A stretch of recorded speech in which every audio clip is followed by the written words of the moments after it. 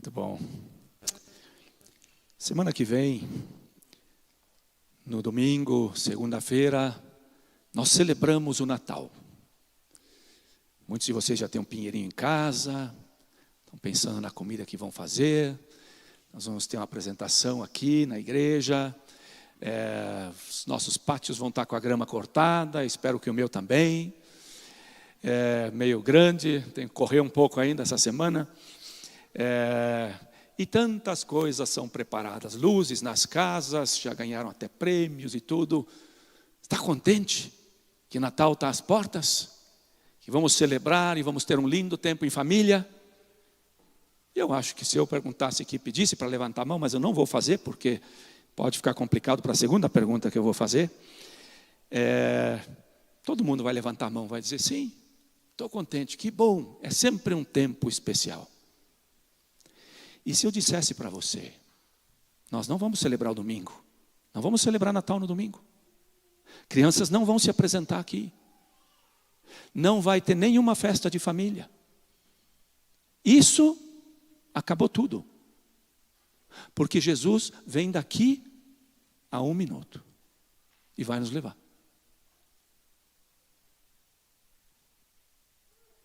O teu coração, se isso agora realmente acontecer, e pode acontecer, você sente a mesma alegria no coração que quando a primeira pergunta que eu fiz para você, celebrarmos o Natal, tudo aquilo que nós planejamos, lindo, e Jesus vindo agora, também te traz alegria, te traz uma satisfação no coração, ou te traz um susto, te traz preocupação, traz temor. E eu tenho que perguntar.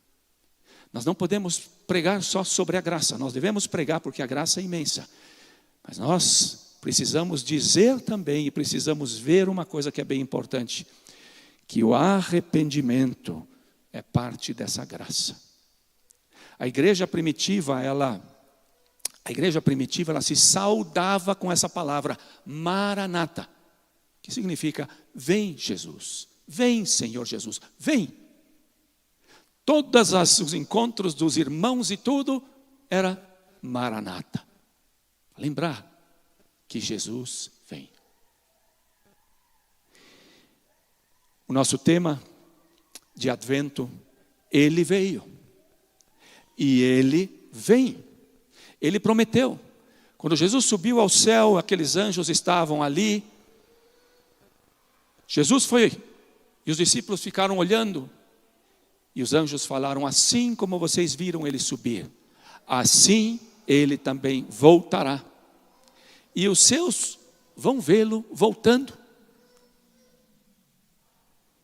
E Jesus, ele dedica vários capítulos na Bíblia para a volta dele. Mesmo enquanto ele esteve aqui, enquanto ele estava, ele veio. Ele veio para nos salvar. Mas ele também veio para dizer que ele viria nos buscar. E Jesus fala dos sinais, quando os discípulos perguntam. E aí Jesus conta 3 parábolas. A primeira é dos 2 servos. O servo prudente e o servo insensato.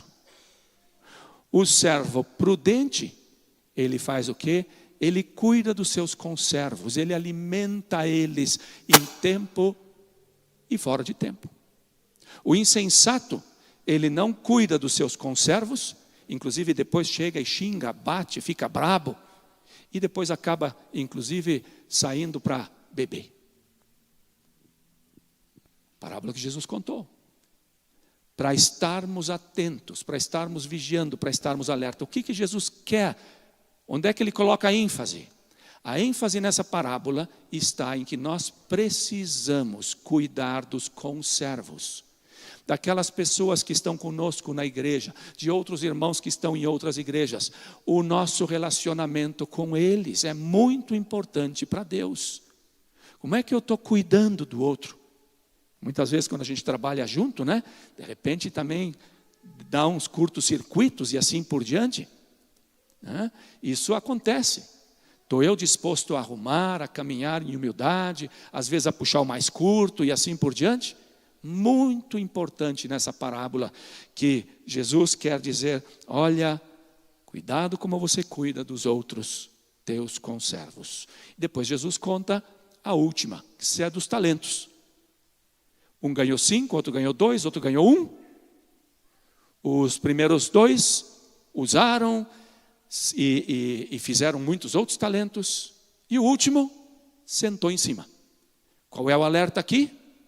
O alerta é: Deus te deu talentos materiais, espirituais, dons e muitas possibilidades para servir. Você está usando ou você está sentado em cima? E somos bem diferentes. E aqui, para Deus não tem mais importante, é o pregador, está pregando no domingo é mais importante. Não. Às vezes fazer uma visita, levar um bolo, levar uma fruta para um vizinho, é o mesmo ou até mais. Como estou servindo? Mas aí Jesus contou mais uma parábola, na qual a gente vai se concentrar um pouquinho mais hoje. Mateus 25. Muito importante. Então o reino dos céus será semelhante a 10 virgens que, tomando as suas lâmpadas, saíram a encontrar-se com o noivo. 5 dentre elas eram nécias e 5 prudentes. As nécias, ao tomarem as suas lâmpadas, não levaram azeite consigo. No entanto, as prudentes, além das lâmpadas, levaram azeite nas vasilhas. E tardando o noivo, foram todas tomadas de sono e adormeceram. Mas à meia-noite ouviu-se um grito: eis o noivo, saí ao seu encontro. Então se levantaram todas aquelas virgens e prepararam as suas lâmpadas. E as nécias disseram às prudentes: dai-nos do vosso azeite, porque as nossas lâmpadas estão se apagando. Mas as prudentes responderam: não, para que não nos falte a nós e a vós outras. Ide antes aos que o vendem e comprai-o. E saindo elas para comprar, chegou o noivo, e as que estavam apercebidas entraram com ele para as bodas, e fechou-se a porta. Mais tarde chegaram as virgens nécias, clamando: Senhor, Senhor, abre-nos a porta. Mas ele respondeu: em verdade vos digo que não vos conheço. Vigiai, pois, porque não sabeis o dia nem a hora. Sempre numa parábola, esse finzinho é o mais importante. Vigiai, pois, vigiai.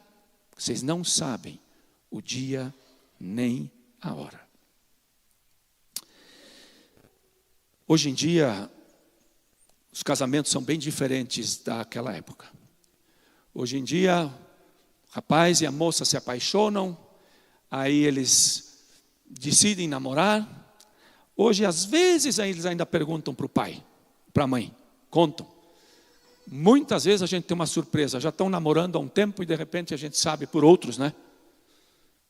Não pode, gente, jovens, tudo isso precisa ser conversado com os pais de vocês, tudo certinho, que eles deem a bênção para o namoro de vocês, é muito importante, mas não é o assunto de hoje. Depois disso tem o noivado. Aí no noivado nós reunimos a família, né? E fazemos uma linda festa, é um passo já mais próximo do casamento, onde os dois estão indicando: nós queremos ir nessa direção de nos casarmos. E no final tem o casamento, a gente conhece, no civil, onde a gente dá o sim um para o outro, é abençoado e fazemos uma grande festa onde muitas pessoas participam. É assim. No tempo bíblico era bem diferente, muitos jovens daqui não gostariam que isso fosse assim hoje, mas é bíblico. E a parábola de Jesus está baseada na maneira como antigamente era. Antigamente, não eram os jovens que chegavam e diziam: eu quero namorar contigo. Era o pai e o pai. Eles se encontravam. E o pai do moço falava: eu vejo, essa tua filha, ela é preciosa e eu quero que ela seja a esposa do meu filho. Aí o pai dizia: isso custa caro, é minha filha. E o pai então, eles acertavam ali já o casamento entre papai e papai. E pagavam preço. E pagava o preço pela noiva, um dote que se pagava. Aí, o segundo passo era o desposo. A Bíblia fala sobre desposar-se. O segundo passo era o momento também em família, assim um pouco como o nosso noivado, onde os dois noivos davam o seu sim, um para o outro. E faziam também uma festa assim mais familiar. Só que naquela noite ou naquele dia, os dois estavam considerados completamente comprometidos. Hoje o noivado ainda se pode desfazer. Na época, esse já não era desfeito a não ser por uma carta de divórcio. Precisava acontecer um divórcio. Eles estavam completamente prometidos e comprometidos um para o outro. Ele não podia mais olhar para a outra, ela também não. Tão sério era esse momento. José e Maria, eles estavam nesse momento quando ela ficou grávida. E era um momento onde os dois continuavam vivendo separados. Nada de físico. E nada de beijinho também. Isso era só depois do casamento. E aí depois o casamento. No casamento, então, o noivo vinha.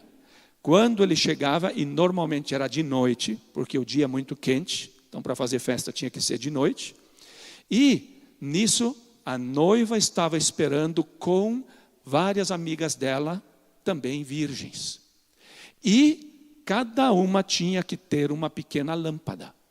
E elas, naquela escuridão, elas todas saíam em procissão, já assim um pouquinho em direção ao noivo. E dali então eles iam para a casa do pai, para que a grande festa fosse realizada ali. E a partir daquele momento, eles estavam considerados verdadeiramente casados. Muito bem. Aqui na nossa parábola está claro. E nós já escutamos. O noivo quem é? Jesus. Agora aqui nós temos, não uma noiva, nós temos 10 virgens. Representando o quê? A igreja. Aqueles que fazem parte do reino de Deus. Então o reino dos céus será semelhante a 10 virgens, que tomando as suas lâmpadas saíram a encontrar-se com o noivo. Ele não está falando do reino do mundo, que assim vai ser, não. Ele está falando do reino dos céus, o reino da igreja. Ele está estabelecido na igreja hoje. Então, são pessoas que têm um compromisso com Ele, que fizeram um compromisso com Ele. Quando Jesus veio a primeira vez, Ele pagou o preço. E Ele nos desposou como igreja. Nós estamos comprometidos, não tem mais divórcio, estamos comprometidos com Ele. E Jesus foi, mas Ele foi para quê? Para fazer o mesmo que o noivo fazia naquela época também. O noivo, a partir desse momento do desposo, ele saía para construir a casa, para fazer uma morada para eles viverem. O que a Bíblia diz? Que Jesus foi para quê? Preparar-nos moradas. João capítulo 14. Está lá, preparando. Imagina que lindo, já está 2000 anos trabalhando nisso. E não é qualquer pedreiro não, é ele. É tremendo, maravilhoso. E quando ele voltar para buscar a sua noiva, nós vamos estar preparados e vamos nos encontrar com ele no ar. E o que vai acontecer? O casamento vai ser na casa do Pai, vai ser no céu. E ali vão acontecer as bodas do Cordeiro, o casamento de verdade, onde até ali nós temos uma certa separação, nós estamos comprometidos em comunhão com Ele, mas um dia vai haver essa unidade plena. Esse é o contexto dessa parábola. Então são, na verdade, 4 passos bem interessantes e que Jesus de alguma forma alude aqui. Uma das coisas que nós vemos nesse texto é que o noivo tarda, versículo 5. E tardando o noivo. E é interessante que em todas as parábolas que Jesus conta, ele diz que o Senhor, nas outras é o Senhor, ele tarda. Ele não vem quando as pessoas estão esperando. Ele demora muito mais. Nós sabemos que o pessoal do Novo Testamento estava esperando que Jesus chegasse naquele momento. E agora já demorou 2000 anos. E Pedro fala, vão se levantar zombadores. Quanto mais nós pregamos a mensagem da volta de Jesus, mais vai ter zombadores. E vocês estão falando disso faz tempo. Até os adventistas, né, que tem esse nome, por causa da segunda vinda de Jesus, já ficaram mais quietos com relação a esse tema. Antigamente a gente via até placas e outdoors nas rodovias e tudo. Os mais jovens não viram, mas os mais velhos viram. Jesus está voltando, prepare-se. É interessante. E a época onde mais preparados nós temos que estar, vai ser a época onde possivelmente vai haver a menor preparação. Por isso Jesus diz, vigiai. E ele vem quando? Ele não vem às 8, ele não vem às 9, ele não vem às 10. Às 10 seria horário para fazer casamento? Para buscar noiva às 10? Para daí depois ir fazer o casamento ainda? Ah, não. Aí é muito tarde, não vem nem visita, né? Não vem nem os convidados. Não. Jesus vem à meia-noite. À meia-noite. É um horário onde realmente você diz, não cabe. Mas o tempo de Deus é o tempo de Deus. E o que está claro é que ele vem. Ele vai voltar. E quando ele voltar, aqui diz que de repente se ouviu a voz. Eis o noivo, saía ao seu encontro, saiam ao seu encontro. E no livro de Tessalonicenses, Paulo fala como vai ser isso.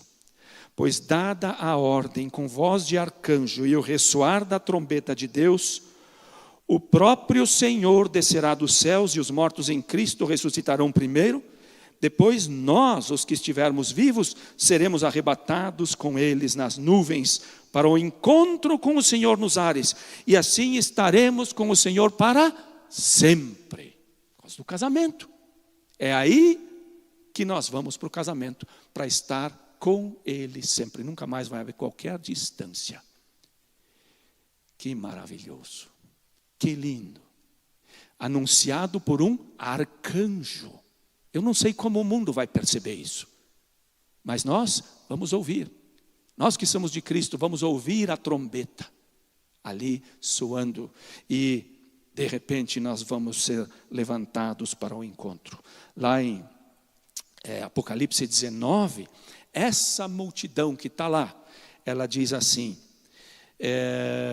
então ouvi algo semelhante ao som de uma grande multidão, como o estrondo de muitas águas e fortes trovões que bradava. Tinha que ser muito grande.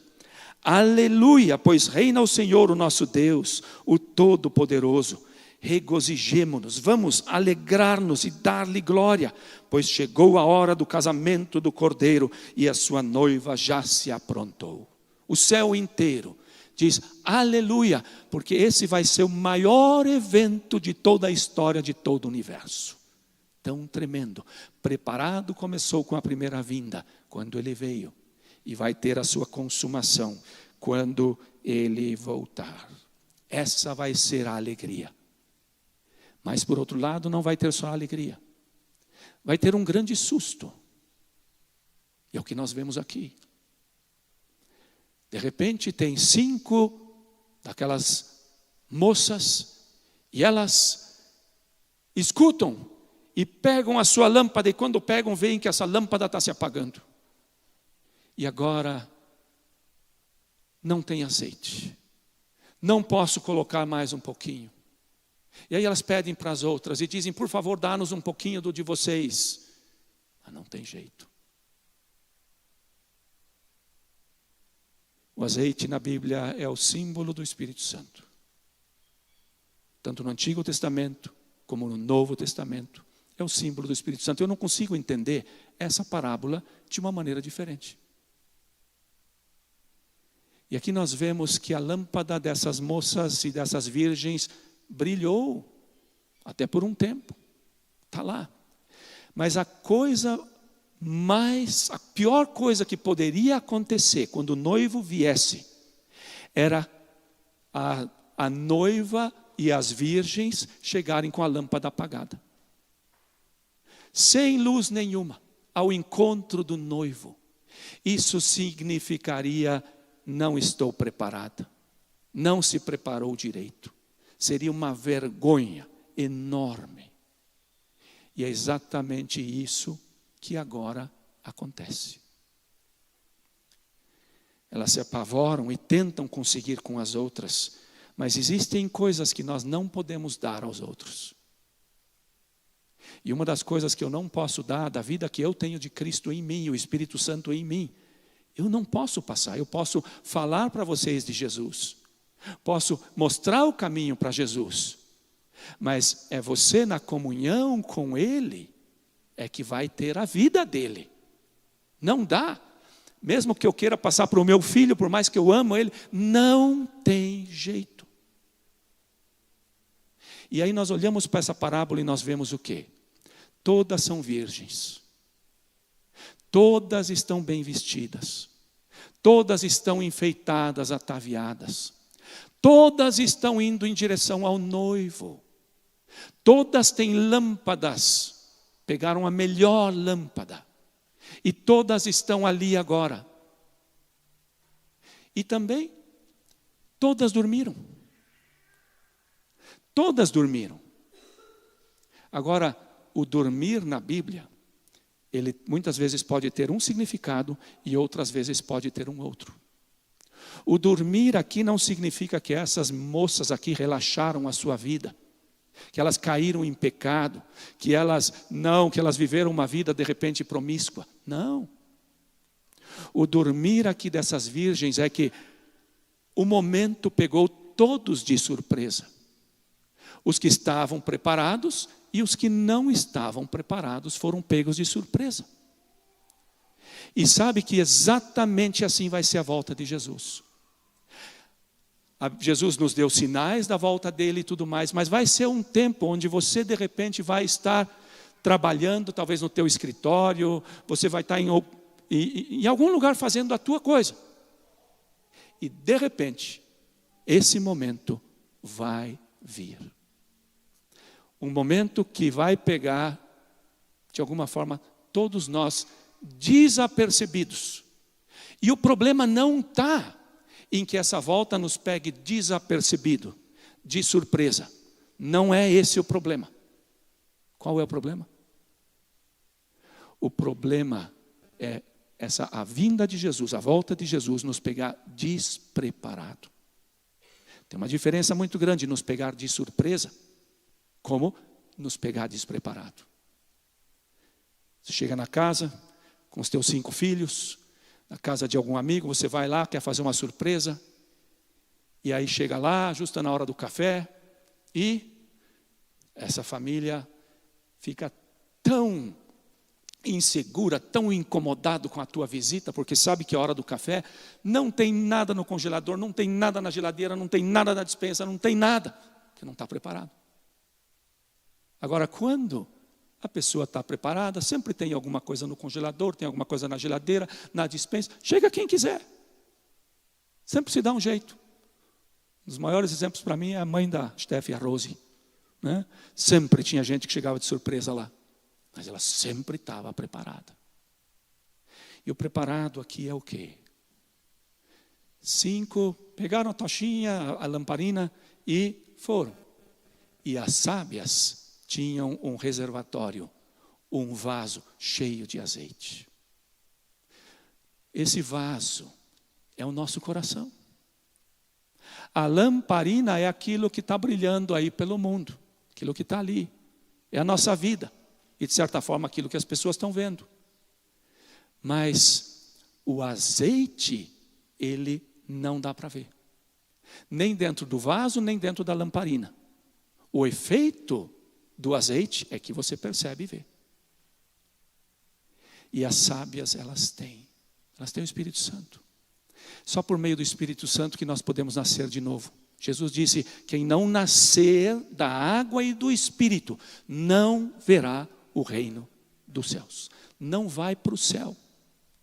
É tão importante nós nascermos de novo. E o novo nascimento é a obra do Espírito Santo. Ele nos convence do pecado. Começamos a ver como Jesus é importante. Ele morreu na cruz para levar o meu pecado. E eu creio nisso. E a partir dali, da minha fé, o Espírito Santo vem fazer morada em mim. Eu sou dele. E ele está ali. Mas isso não é suficiente. Ali nós começamos a caminhada. O que é importante? Quantas vezes na Bíblia, em Atos, nós lemos: e foram todos cheios do Espírito Santo, e foram todos cheios do Espírito Santo. Quantas vezes, né, nós lemos em Paulo: não vos embriaguem com vinho, mas sejam cheios do Espírito Santo. De quem é a responsabilidade para sermos cheios do Espírito Santo e para termos azeite? Porque Deus está derramando, Ele já derramou. Lá em Pentecostes Ele derramou o Espírito Santo em abundância para encher a vida de todo mundo. E nós precisamos, porque se essa lamparina significa e simboliza a nossa vida, e aquilo que nós olhamos, sabe quanto tempo uma lamparina dessas podia iluminar com o azeite que tinha?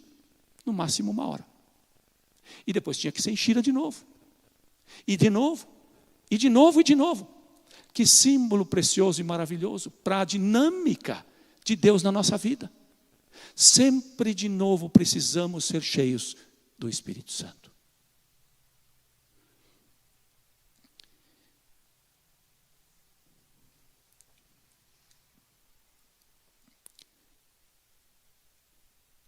O Espírito Santo, ele estando na nossa vida, ele nos convence de pecado. E a Bíblia diz: aquele que nasceu de novo e nasceu de Deus não vive mais na prática do pecado. É tão importante nós permitirmos que o Espírito encha a nossa vida para nós podermos caminhar a vida em santidade e em santificação. Existem 3 bases da nossa salvação. A primeira é a justificação. Somos considerados justos quando cremos que Jesus morreu por nós na cruz e recebemos ali nova vida. O segundo é a santificação. E diz: sem santificação ninguém verá a Deus. A pessoa que nasceu de novo, ela entra por um processo durante toda a vida aqui de santificação. E não é você querer procurar pecados na tua vida ou na vida do teu irmão. É você deixar o Espírito Santo ter espaço na tua vida. Quanto mais cheio do Espírito Santo e da vida de Deus, mais eu vou vendo na minha vida o que não está bom. E nós precisamos ser cheios constantemente, é isso que diz. Mas é tão fácil você começar bem, e vai lá, e de repente começa. Permite que determinadas coisas entram. Primeiro, para nos abster da nossa vida devocional, do nosso tempo com Deus, do nosso tempo de oração. E uma das grandes desgraças é o celular, e são as mídias. Quantos de nós antigamente passávamos muito mais tempo em oração e lendo a Bíblia? E quando esse negócio apareceu e está lá, foi tomando conta, é a estratégia de Satanás. Por quê? É a partir daquilo que Paulo diz ali, deixa eu ver se eu acho aqui: não se embriaguem com vinho que leva à libertinagem, mas deixem-se encher pelo Espírito. E aí ele diz: falando entre si com salmos, hinos, cânticos espirituais. Está falando um coração cheio de Bíblia. Sabendo, né, inclusive de memória, e a tua maneira de falar, ela mostra que você tem comunhão com a palavra de Deus. Não é recitar um monte de versículos bíblicos, mas é uma vida impactada pela palavra, que você gosta de compartilhar com outros, né? Depois ele continua e diz: cantando e louvando de coração ao Senhor. Não é suficiente nós cantarmos. O que vai enchendo a tua vida, realmente com a vida de Deus, porque é comunhão, é cantar com o coração. É tão fácil ir no automático quando você tem uma equipe de louvor boa, os alto-falantes e tudo, né? Mas realmente sai do meu coração todo domingo quando eu estou aqui. Em casa, será que eu ainda canto? No campo, em algum lugar? Cantando louvores. Depois ele continua e diz, dando graças constantemente a Deus Pai, por todas as coisas, em nome do nosso Senhor Jesus Cristo. Deus se agrada daqueles que o louvam, daqueles que vivem uma vida em louvor e gratidão a Ele. Não são pessoas que vivem resmungando, só vendo as coisas negativas, mas são pessoas que estão vendo Deus agindo, Deus fazendo as coisas, e o tempo todo elas estão nisso. É o que Paulo fala, enchei-vos dessa maneira. Tendo tempo para vocês olharem para a palavra, que tudo isso se internalize, tempo de oração, tempo de comunhão, ir para a igreja, tudo isso é importante.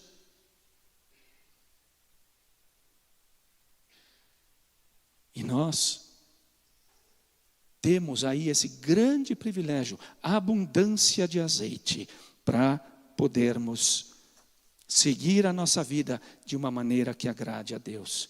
Mas é tão fácil ficar no caminho, como eu disse, e dar lugar a outras coisas, também pecado na vida. Quanta gente hoje está na igreja e vive em pecado? Simplesmente se acomodou. Jovens estão dormindo com a namorada, homens e mulheres adulterando sem que ninguém saiba nem perceba, uma mentirinha aqui, outra ali, ou vivem encrenca em encrenca. A Bíblia fala de rixas, brigas, obras da carne. Quanto problema por causa de herança, porque eu puxei o mais curto, e depois dá tanto problema. Será que essa é a vontade de Deus, que a gente crie tanto problema e que a gente tenha tanta coisa aqui? E tantas coisas onde de repente é tão fácil, a gente vai andando e vai dando a mão para o mundo. E o mundo vai tomando cada vez mais conta da gente. E quanto de mundo a gente tem, sabe? Eu percebo que isso é uma coisa muito boa do YouTube e acho que também do Instagram. Porque entra lá e veja o que vai aparecendo sempre para você. Aquilo que vai aparecendo para você, aquilo é o que está no teu coração. O Google, o YouTube, todos já sabem. São coisas que realmente me aproximam de Deus, que me ajudam a encher, a ser uma luz que brilhe cada vez mais. Eu preciso refletir um pouco. Preciso, de repente, colocar do lado ou acessar outras coisas. A pornografia, tem tanta coisa. E aí está. Externamente, naquele dia, tudo bom. As 10 estão iguaizinhas, lindas, maravilhosas, tudo por fora, está igualzinho. As lâmpadas estão brilhando, está tudo bom. Mas lá dentro, aí é que está a diferença. O Espírito Santo na nossa vida, quanto ele tem? Porque é fácil eu caminhar junto. Judas, que era Judas, caminhou quando Jesus disse que ele é o traidor, todos não entenderam nada. Inclusive a Bíblia diz que acharam que o Judas saiu para ir comprar mais comida. Não entenderam. Não pode ser esse. Mas por quê? Porque quando Jesus volta, ele não vem mais como Salvador, ele vem como juiz. Não tem mais tempo de se preparar e dizer, ai, eu não estou bem preparado aqui. No momento que a trombeta soou, acabou. Por isso, essa mensagem ela é tão séria, ela é tão importante. Porque a porta, ela está aberta. Mas essa porta, num momento, ela vai se fechar, como ela se fechou ali, e como ela se fechou na arca, que também é um tipo. E elas correm e dizem, Senhor, estamos aqui. Se conseguiram óleo ou não, eu acho que não, porque da noite você não consegue, mas queriam entrar, esperaram tanto. Ele disse, eu não conheço vocês. A palavra conhecer na Bíblia ela é muito mais profunda do que a palavra conhecer que nós temos no nosso vocabulário. A palavra conhecer é um conhecimento íntimo. Tão íntimo que diz que Adão conheceu a Eva. Não foi que a Eva foi apresentada a Eva, mas que linda você é. Quando conheceu, houve relação sexual. É a intimidade máxima que existe entre duas pessoas. E esse É o conhecimento do qual Jesus fala. Eu não conheço vocês, eu não tenho relação com vocês. Terrível ter que ouvir algo assim. Capítulo 7 de Mateus. Senhor, Senhor, nós expulsamos demônios em teu nome. Nós profetizamos. Eu não conheço vocês. Eu não conheço vocês, é sério. E gente, é terrível. Elas estão aqui. O noivo está chegando, ouviram a voz. E elas querem que a lâmpada tenha um pouquinho de azeite para elas poderem chegar. E não tem mais. Não tem mais, que tragédia. Em 84, nunca vou esquecer a corrida do Nigel Mansell. Aqueles que são velhos que nem eu, assistiam corrida naquela época. Ele correu na frente de uma corrida esplêndida. Faltavam 100 metros para a chegada. O motor apagou. Terminou o combustível. Não tinha mais azeite lá. Ele ainda foi empurrando com as forças que ele tinha no carro, desmaiou e caiu e não chegou. Gente, que isso não pegue ninguém de surpresa. Mas que quando você ouvir isso, Maranata, Jesus está voltando, você seja alguém que esteja preparado. Se você não é de Jesus ainda, você não se converteu, você sabe que você não nasceu de novo, faça isso hoje. Você pode vir para mim, pode ir para algum outro irmão, conversar, faça isso agora, porque a gente nem sabe se vai chegar, e não é que eu quero assustar, é que Jesus nos diz que vai chegar tão surpresamente.